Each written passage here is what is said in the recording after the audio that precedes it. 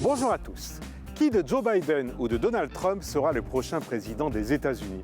Ici à Jérusalem, on suit les résultats de très près, car ces derniers mois ont vu, grâce à la force de persuasion américaine, la carte des relations entre Israël et ses voisins totalement se redessiner. Alors un changement de présidence signifie-t-il forcément remise à plat de tous ces accords? Et d'ailleurs, ces accords n'ont-ils que des points positifs? Autant de thèmes que nous évoquerons aujourd'hui avec nos invités ici à Jérusalem. Bienvenue dans nos conversations spéciales élections américaines.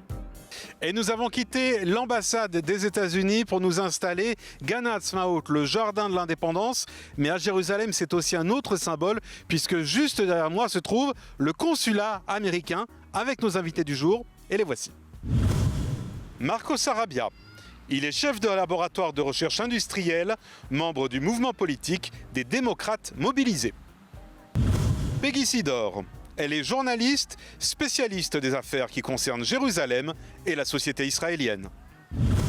David Jaoui. Il est avocat international. Il a notamment travaillé pour le ministère des Affaires étrangères. Richard Landes. Il est historien et professeur américain. Il est spécialiste de l'histoire de l'Occident. Amir Weitman. Il est partenaire dans le fonds de capital risque Champel Capital, également président des libéraux au Likoud.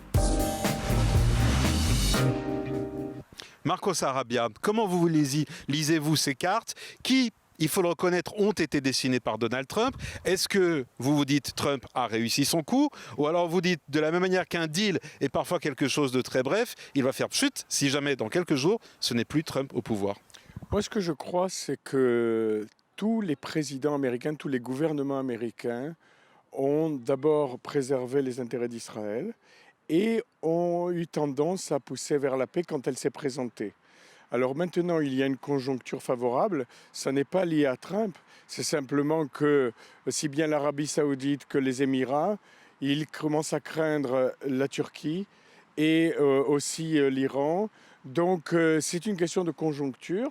N'importe quel président devant lequel se serait présentée une telle opportunité l'aurait saisie. Et je pense aussi à notre Premier ministre. N'importe quel Premier ministre israélien, si l'opportunité s'était présentée, il l'aurait saisie. Comme on le sait, par exemple, avec le Soudan, nous avions eu aussi des relations diplomatiques qui ont été coupées après. Je comprends parce que pour vous, Trump n'a fait que se saisir d'une conjonction d'étoiles favorables. Il y a une politique américaine qui est une partie de cette politique n'est pas dépendante du président. Mais quand on dit par exemple tout à l'heure, oui, mais quand on dit par exemple Trump est l'homme qui fait des deals, qui ne fait plus des signatures de traités de paix à l'ancienne, c'est quand même son idée à lui. Ce n'est pas une opportunité, c'est lui qui l'a imaginé, cette façon de voir la région. Non, c'est pas lui et peut-être de régler les problèmes de la région. Bon, c'est pas lui qui l'a imaginé parce que notre Premier ministre l'a imaginé bien avant lui quand il a accepté la vente de sous-marins à l'Égypte. Nos voisins, en échange peut-être d'une coopération égyptienne dans la lutte contre le Hamas. Donc les deals, ce n'est pas nouveau, ce n'est pas Trump qui l'a inventé, à mon avis, quoi. Est-ce qu'on doit être prêt à tout, Marcos Arabia, pour aujourd'hui faire ces deals, signer la paix avec ces pays, quand on sait que certains sont des dictatures? On ne peut pas dire que le Soudan soit un pays qui respecte particulièrement les droits de l'homme. Bref, aujourd'hui, les nouveaux alliés d'Israël ne sont pas forcément des alliés très propres.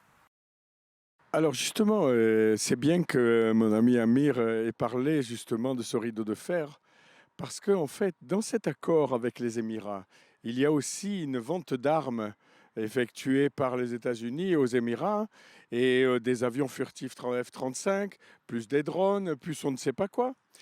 Et ça vous dérange pas? Et justement, ce rideau de fer est en train de s'entamer par cette vente parce que nous avons travaillé pendant des années à préserver la suprématie d'Israël et dans le Proche-Orient. Et les États-Unis nous ont toujours aidés là-dessus, y compris Obama, qui nous a quand même fait quelques cadeaux et de 4 milliards par an justement en armement. Alors justement, et tous les États-Unis ont préservé, tous les gouvernements des États-Unis ont préservé cette suprématie.